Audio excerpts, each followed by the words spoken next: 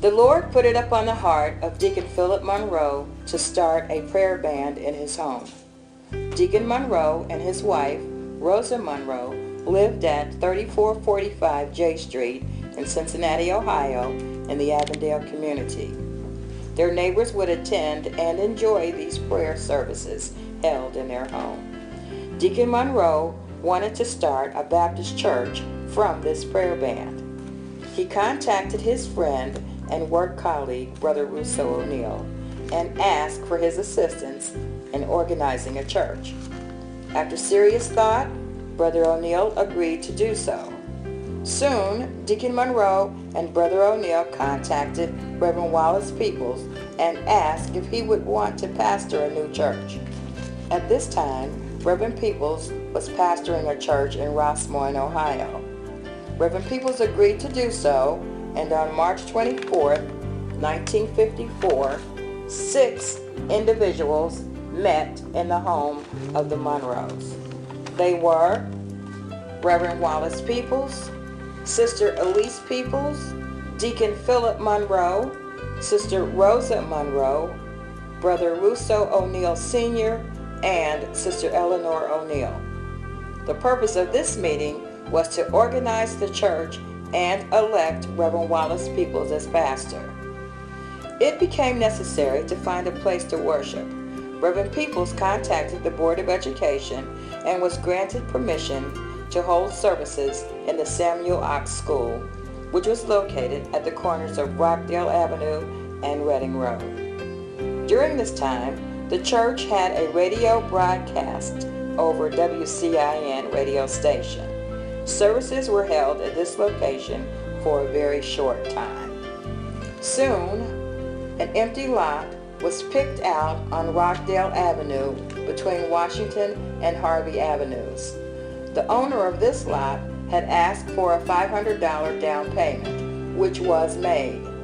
However, when the officers returned to sign the contract, which was 1 week later, the owner informed them that he had changed the original plan, and he was now asking for payment in full. This is not what the officers had agreed to, and once again, there was no place to worship. With untiring faith, Reverend Peoples went forth, contacting a friend, Mr. D. Griffin, who owned an automobile showroom on Burnett Avenue. This showroom was offered and used as a place of worship. Deacon Monroe built a pulpit. Friends donated a piano and chairs. Many souls were saved, and Sister Ann Gator was the first member to join. A senior choir was organized with Sister Elise Peoples as its first pianist.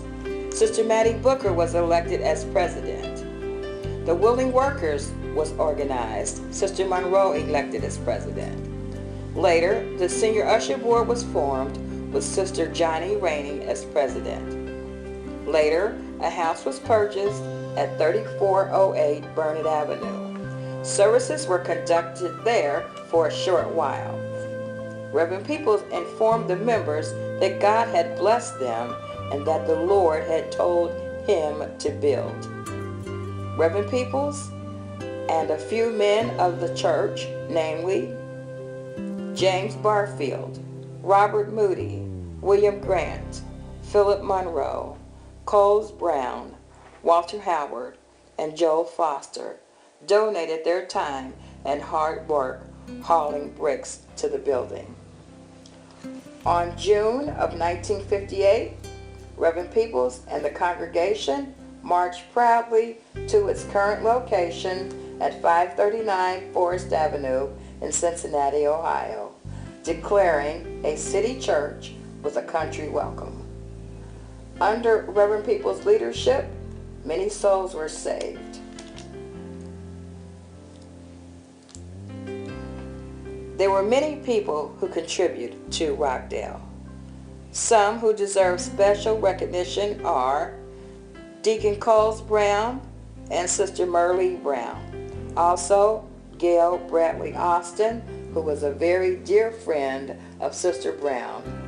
She made substantial contributions on several occasions. Reverend Peoples had laid the foundation, and in March of 1969, he went home to glory to receive his reward. In August of 1969, Pastor Stanford L. Vincent claimed declaring, "I came not to destroy, I came not to tear down, I came to fulfill." The church continued to grow spiritually and numerically. A new choir was organized and new auxiliaries. God was pleased. Much progress was made under Pastor Vincent's leadership. The Wallace Peoples Scholarship Fund was set up and awarded its first recipient in 1989. In October of 1995, after much prayer and hard labor, Pastor Vincent and congregation marched into the current edifice which we see today.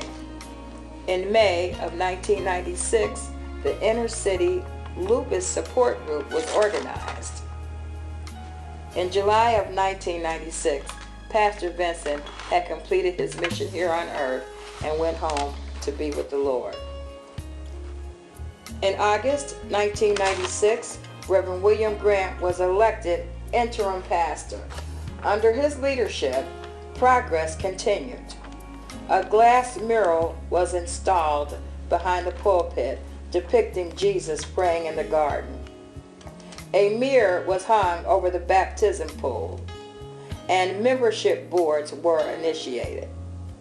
Reverend Grant's mission was to see that the church remained as one body in Christ during the process of looking for a permanent pastor, and this he accomplished. In March of 1998, Reverend Russo O'Neill II was elected pastor. He came proclaiming that everybody is somebody in the Lord's body. Under his leadership, 2 choirs were combined to form the Rockdale Baptist Adult Choir. A new members class was started. A men's group, Meal on the Real Side, and Men of Power. Women of Excellence. Also, an 8 o'clock Sunday morning service was initiated, and this is just to name a few. The church offices have now been updated and brought current with new technologies. Also, Rockdale Baptist Services became the fastest growing religious program on cable TV. Rockdale now has several ministries, such as Chosen, Super Saturdays, Increase the Peace, the Presentation Project, which included new technologies and remodeling of the sanctuary, led by Reverend Russo Andre O'Neill III. New souls are added to the kingdom daily as Rockdale grows spiritually and numerically. Many people have given so much of themselves and their talents towards making this church what it is today. Members such as Deacon Joseph Moore, Deacon Roy Jones, Deacon Fulton Jefferson, Deacon Carl McKenzie Sr., and Brother Robert Ford, and countless others. The Lord has truly blessed Rockdale Baptist Church. It has become that beacon of light, carrying forth the vision to the utmost parts of the world.